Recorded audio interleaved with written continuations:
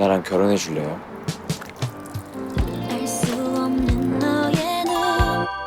आपने ये सीन तो जरूर देखा होगा। आज हम इसी के बारे में बात करेंगे। नहीं, इस सीन के बारे में नहीं, इसमें जो एक प्रेशियस चीज दिख रही है उसके बारे में, जो कि है डायमंड। अगर मैं आपको बोलूं कि आप इस डायमंड का प्राइस गेस करके मुझे बताइए, तो क्या आप बता पाएंगे? एक्चुअली मत करिए, क्योंकि ये वेल नोन है कि डायमंड्स बहुत एक्सपेंसिव होते हैं। From Bollywood stars to your favourite Insta influencer, everyone loves a bit of hero की चमक। It's a symbol of success, love and eternal beauty।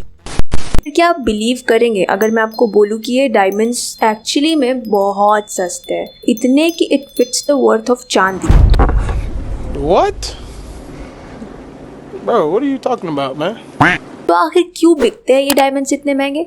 इसका जवाब है ये कंपनी। इस कंपनी की वजह से, जिसका नाम है डी बियर्स डायमंड कंपनी। पूरी दुनिया में कहीं भी आपको डायमंड्स दिखे, चाहे वो फेमस एक्ट्रेस की ज्वेलरी में या फिर आपके पार्टनर के हाथों में, हर डायमंड का क्रेडिट जाता है इस कंपनी को। अगर हम पूरे वर्ल्ड में देखें तो भरे पड़े डायमंड्स हर जगह, लेकिन ये कंपनी हमें इतनी इजीली उन डायमंड्स का एक्सेस नहीं देती है। जनरल टर्म्स में बात करें तो किसी भी चीज़ की डिमांड ज़्यादा होती है और सप्लाई कम, तो वो चीज़ हो जाती है एक्सपेंसिव और रेयर। डे बियर्स ने यही किया। उन्होंने ग्लोबल लेवल पे डायमंड सप्लाई कम कर दी और बनाया एक ऐसा इन्वेंशन जो कि अब है एक ब्रांड मोनोपोली। डे बियर्स ने अपने एड कैंपेन के थ्रू प्रमोट किया था the concept of engagement ring, और इसीलिए 1930s में अमेरिकन ने ये ट्रेंड फॉलो किया of proposing there partner using precious stone which was diamond. अब सवाल ये है कि कैसे बनी डे बियर्स एक मोनोपोली और कैसे ऑक्यूपाई कर लिया इन्होंने वर्ल्ड के सारे डायमंड्स पे अपना राइट इस इंसान की वजह से। इनका नाम है Ernest Oppenheimer, a visionary businessman with an eye for opportunity. Anglo American नाम की एक माइनिंग कंपनी के बाद diamond world leader De Beers अब इनके कंट्रोल में आ गया था। लेकिन ये सफ़र आसान नहीं था।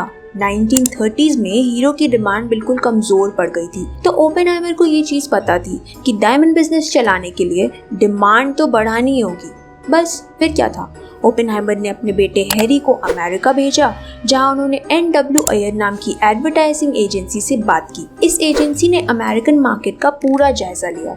इससे मालूम हुआ कि लोग सिर्फ हीरे को बड़े आदमियों की चीज मानते हैं, जैसे हीरे तो सिर्फ अमीर लोग ही अफोर्ड कर सकते हैं। अब ये तो मुश्किल था ही कि आम आदमी को हीरे बेचे कैसे जाएं, लेकिन इससे भी बड़ा सवाल था कि हीरे का किस चीज से इमोशनल कनेक्ट कराया जाए, क्योंकि यही वो तरीका था जिससे ऐसी खराब इकोनॉमी में कुछ बेचा जा सकता था। अय्यर ने इसी सवाल का जवाब खोजा, जो था प्यार और शादी।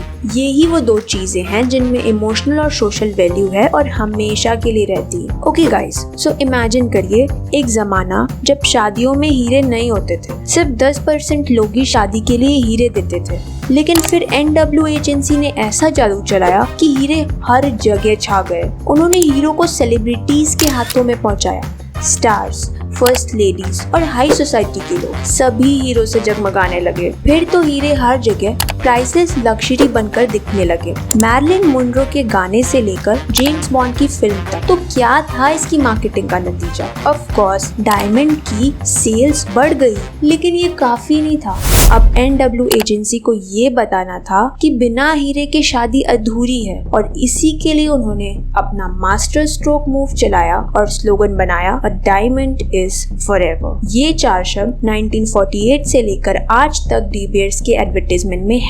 1999 में एडवर्टाइजिंग एज ने इसे सदी के नंबर 1 स्लोगन का नाम दिया था। कैसे डी बियर्स ने कैप्चर कर लिए वर्ल्ड के सारे डायमंड्स और उनकी कंट्रोलिंग? तो बात है 1888, जब पूरे वर्ल्ड में डायमंड्स की डिस्कवरी बढ़ गई थी। हर जगह डायमंड्स एज अ रिसोर्स मिलने लगे थे। तब डी बियर्स ने सारे डायमंड्स के साइट्स को अपने कंट्रोल में ले लिया, वो भी ब्राइब करके, और ऐसे ही वर्ल्ड के 80 to 85% डायमंड्स उनके अंडर में आ गए, जिसमें से वो लिमिटेड क्वांटिटी ही मार्केट में सप्लाई करते थे ताकि डिमांड बनी रहे और प्राइस भी आसमान छुए। तो गाइस, यही मार्केटिंग स्ट्रैटेजी यूज करके बहुत स्मार्टली डी बियर्स ने बना दिया डायमंड को इतना महंगा, जो कि बस एक कार्बन का फॉर्म है। इससे पता चलता है कि एक इमोशनल कनेक्ट कार्बन को एक्सपेंसिव बना सकता है और एक नॉर्मल नेसेसिटी उसे पेंसिल बना सकती है। Latest revolution in diamond industry की माने तो अब हीरे लैब में भी बन रहे हैं, जिन्हें लैब ग्रोन डायमंड्स कहते हैं। साइंटिस्ट ने वो मैजिक रिक्रिएट किया जो करोड़ों साल पहले पृथ्वी के अंदर हुआ था। डेवलप टेक्नोलॉजी की मदद से